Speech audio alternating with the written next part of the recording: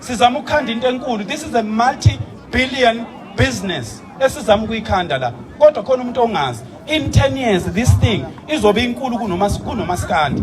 In 10 years. Siyobe siphila kwaManda uyokhumbula le video izohlala bayosha abantu ukuthi wayisho uphakela lena. Siyazazi ukuthi senzani, siyayibona ukuthi senzani. Lento in 10 years izobe inkulu kunomaskandi. Ngoba omaskandi manje insizwa zicula ingoma ziculela thina, icula insizwa icula ingoma efuna ilalelwe yimi njoba ngiyinsizwa ngingaka.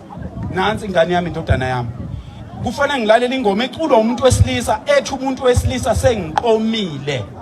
Kusho umuntu wesilisa fanele mina ngivula umsakazo ngilalela ingoma eculwa umuntu wesilisa ethi useqomile. Siyini ubunsizwa obuthini lobo? Abantu besifazana abaculi abantu besifazana bebaningi kangaka, why bengayiculi leyo ngoma leyo? Why iculwa umuntu wesilisa leyo ngoma leyo?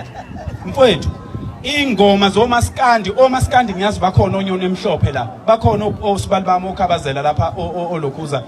Ubani umfowethu umbuzeni usibali ukhona la. Nezinsizwa zonke zakwaMkhize. Naba omaskandi bonke abanye ngingabazi. Bafowethu enihlabelelayo insizwa ithi bangilaya belungu bangalela ukuthi ngihambe ngiye ekhaya ngiyobona umakoti wami, ngiyobona umama weingane zami, ngiyobona intombi yami, ngiyobona inkehli yami. Bese umuntu wesifazane ethanda lokho ukuthi le yansizwa nje obicula kanje kusho ukuthi nendoda yami umuzwe enhlizweni yayo unjalo.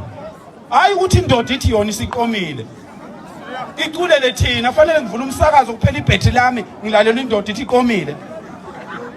Mina ngixoleleni bafowethu ngeke ngiyilalele mina Ngembundane, mina ngiyilalela Ngembundane. Thina siphathi induku sifuna indoda ithi ngiyobe ngikhona ngelanga elithile ngiyobe ngibethene nomfoka sibani bani. So insizwa zakithi siyacela, mina ngiyanicela insizwa zakithi, uyabona nje bani baningi kangaka la, akekho umuntu okungahlatshwa kubo la. Yekani ukubolekana amahawu emgangeleni. Indoda nendoda mayizodlala umgangela ayiphume